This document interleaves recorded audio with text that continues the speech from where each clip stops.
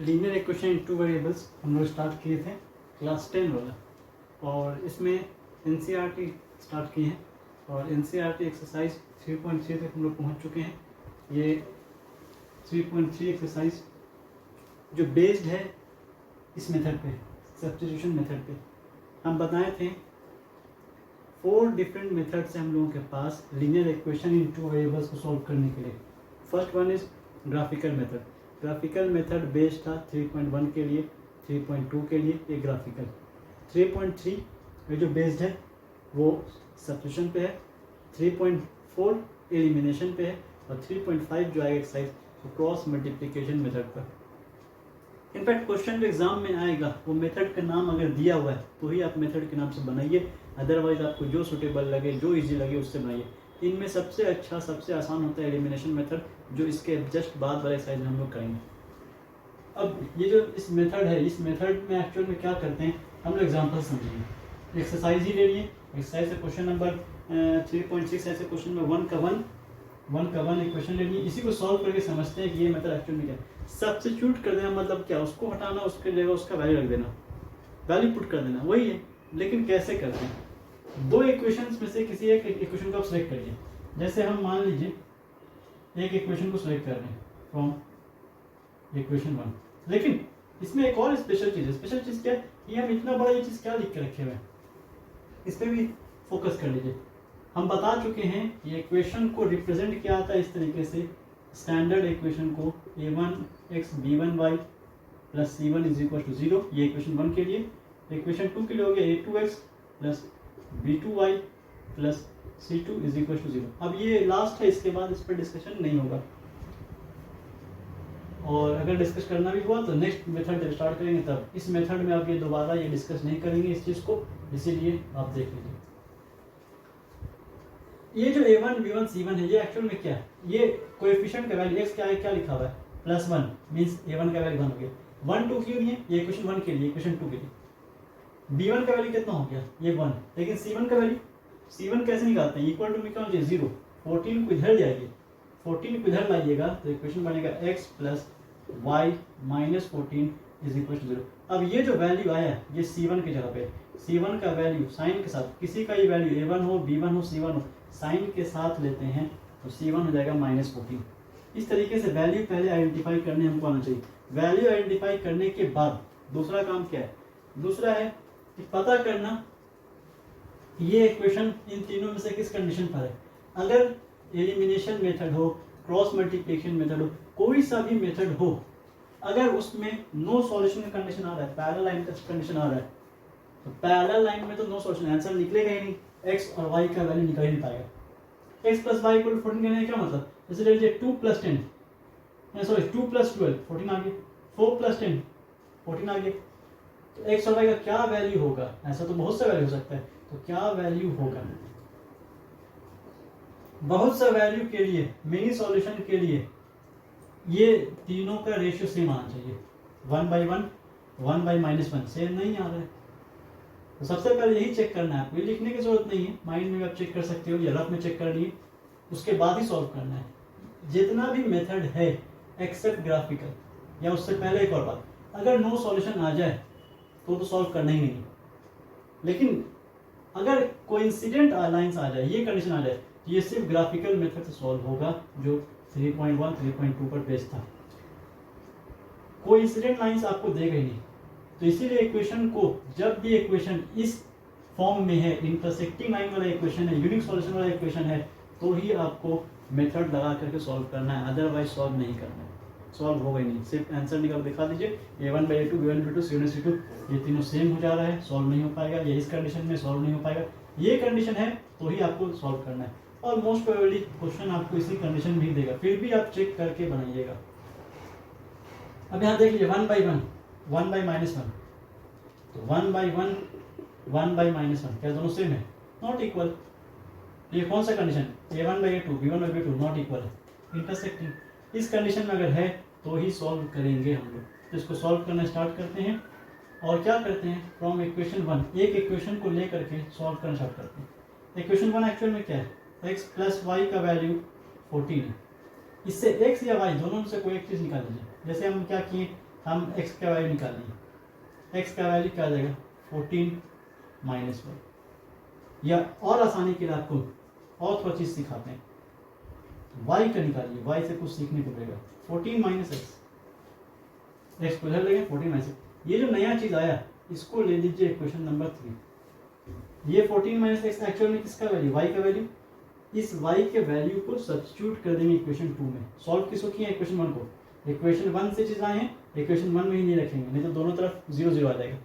LHS 0 RHS 0 ऐसा नहीं रखना है।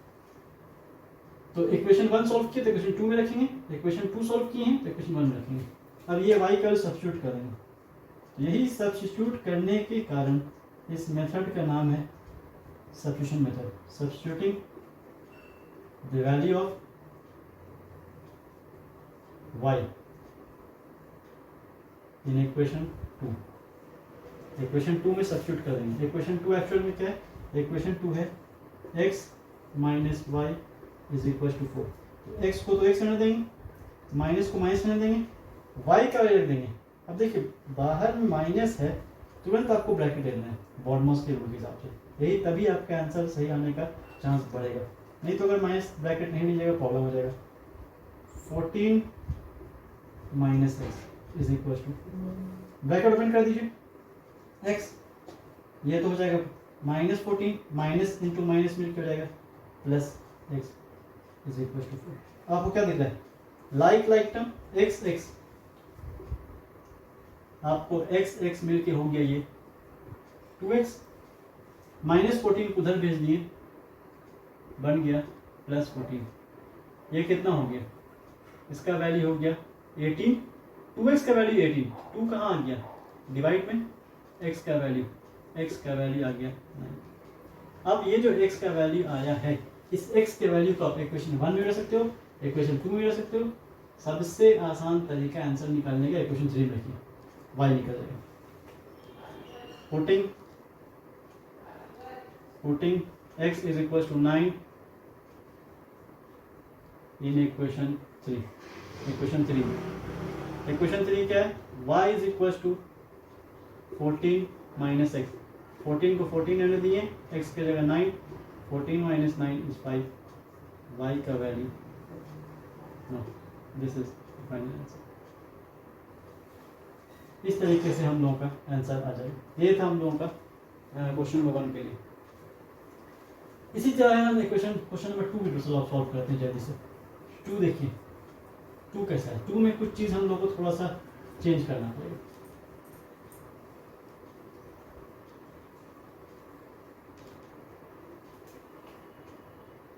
इक्वेशन 2 एक्चुअल में किस तरीके से, क्वेश्चन नंबर 2 किस तरीके से, s minus t is equal to 3, s minus t is equal to 3, this is equation 1 and s plus s by 3 plus t by 2 इस फॉर्म में इज इक्वल टू 6। इसको आप अभी परफेक्ट इक्वेशन मत मानिए, इक्वेशन ये मत मानिए, इसको आप थोड़ा सॉल्व करिए। इसको सॉल्व करके सिंपल फॉर्म में जाइए, या फिर आसान तरीका है कि आप इसी इक्वेशन को ही, इसी से इक्वेशन एक मतलब इक्वेशन 2 को ही या तो आप इसको एलसीएम लेकर के एक सिंपल फॉर्म में लाइए, या फिर आप इसी को सॉल्व करके एस या टी का वैल्यू निकालिए। यहाँ पे वेरिएबल एक्स और वाई नहीं है, एस और टी है, तो हम इसी से निकालते हैं। हम क्या किए, s is equal to 6 minus t by 2, इस पूरे को उधर लेंगे माइनस में,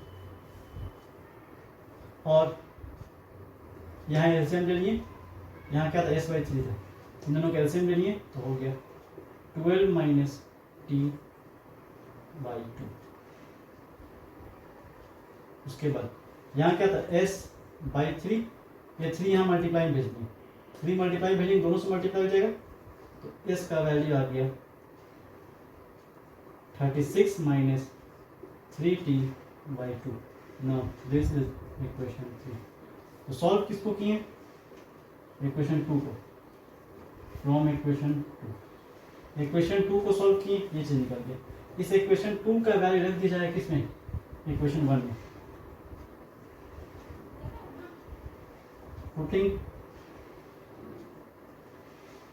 द वैल्यू ऑफ, या आप सब्स्टिट्यूट लिख सकते हो, value of S in equation 1। Solve किस होती है 2 को, तो वही रखेंगे किसमें 1 में। इसमें इससे पहले वाले क्वेश्चन में, इससे पहले वाले क्वेश्चन में उल्टा किए थे। इक्वेशन 1 क्या है, इक्वेशन 1 है s minus t is equal to 3। ये इक्वेशन है, हाँ, s minus t is equal to 3। अब जहां पर भी एस है उस एस के जगह पर वो वैल्यू रख देंगे जो हम लोग निकाले हैं। जहां भी आपको एस दिख रहा है उसके जगह आपको ये वाला वैल्यू रख देंगे। तो एक ही एस के जगह ये रख देंगे, तो हो जाएगा 36 माइनस 3t अपॉन 2, इसके जगह पे फिर minus t is equal to. फिर क्या करेंगे, ये 2 चल जाएगा इससे मल्टीप्लाई में, तो हो गया 36 minus 3t minus 2t। Minus है, ब्रैकेट लगा सकते हो आप, लेकिन एक ही टर्म है, कोई दिक्कत नहीं, ब्रैकेट लगा दी, इज इक्वल टू 3। 3 चल जाएगा, 2 चल जाएगा मल्टीप्लाई में, कितना आ जाएगा 6। यहाँ बचेगा 36 minus 3t minus 2t minus 5t। 2 चला गया मल्टीप्लाई में, ये 6 हो गया। 6 को इधर ले गए, 5t को इधर ले गए, 6 को इधर लाए तो 36 माइनस 6 हो गया, 6 इधर माइनस में, 30 बचा इज इक्वल टू 5t। तो 5t का वैल्यू 30, तो t का वैल्यू 6। ये 5 से कैंसिल कर दीजिए, 6 बार में कैंसिल, तो t का वैल्यू 6। t निकल गया। अब जब t निकल गया, इस t का वैल्यू यहाँ रख देंगे, एस पे निकल जाएगा। अब यहाँ सॉल्व कर देंगे, putting s is equal to, sorry t is equal to 6 किस में रखा जाए। इसके लिए तो हमको लगता है कि इक्वेशन ज़्यादा आसान ये वाला है, इक्वेशन 1 रख दें। इक्वेशन 1 बहुत सिंपल है, t equal to 6 in equation 1। क्योंकि इक्वेशन 3 जो आया है ये कॉम्प्लिकेटेड हो सकता है, कैलकुलेशन करना पड़ेगा। यहाँ पे मल्टीप्लाई है, फिर माइनस है, फिर सबका डिवाइड है। यहाँ आ गया इक्वेशन 1 क्या है, s minus t is equal to 3। t का वैल्यू कितना आया, t का वैल्यू आ गया 6, s minus 6 is equal to 3। Minus 6 उधर चला जाएगा, प्लस 6 हो जाएगा, तो 3 प्लस 6 मिलकर हो जाएगा 9, मीन्स s का वैल्यू आ गया 9। Now this is answer of s and t। तो इक्वेशंस आपको वेरिएबल एक्स वाई के टर्म में हो सकता है, एस टी के टर्म में हो सकता है, एम एन के टर्म में हो सकता है, यू वी के टर्म में हो सकता है, कई फॉर्म में वो हो सकता है। अगर इसमें रखते हैं तो इसमें वही आता है, टी का वैल्यू कितना 6, तो 6 इंटू 3 18, 36 माइनस 18 18 बाई 2 9। लेकिन यहाँ लंबा कैलकुलेशन था, ये ज़्यादा ईजी है। आई होप आपको समझ में आया होगा, और इसको प्रैक्टिस करिए, कमांड लाइए आप इस पर, फास्ट कैलकुलेशन मेरे से करिए, और इससे आपका रिजल्ट अच्छा होगा। ठीक है।